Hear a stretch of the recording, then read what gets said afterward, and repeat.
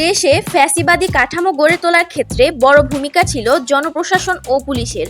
জনগণের সেবক না হয়ে শাসক হয়ে উঠেছিল সরকারের এ দুটি গুরুত্বপূর্ণ প্রতিষ্ঠান। সরকারি চাকরির শর্ত ভঙ্গ করে অনেক আমলা ও পুলিশ বাহিনীর সদস্য আবির্ভূত হয়েছিলেন রাজনৈতিক কর্মীর ভূমিকায়। গণ অভ্যুত্থান পরবর্তী বাংলাদেশের মানুষের প্রত্যাশা ছিল সরকারের গুরুত্বপূর্ণ এ দুটি প্রতিষ্ঠানে আমূল সংস্কার হবে। কিন্তু অভ্যুত্থানের ১ বছর হতে চললেও গণমানুষের সে প্রত্যাশা অর্জিত হয়নি। উল্টো গত ১ বছরে সচিবালয় কেন্দ্রিক ক্ষমতার বলয় আরও শক্তিশালী হয়েছে। আমলাতন্ত্রের ঘেরাটোপে আটকে পড়েছে জনপ্রশাসন সংস্কার কার্যক্রমের উদ্যোগও। পুলিশ পরিস্থিতিও একই। জনপ্রশাসন ও পুলিশ বাহিনী সংস্কারে গঠিত কমিটির কোনো মৌলিক সুপারিশ এখনো বাস্তবায়ন হয়নি।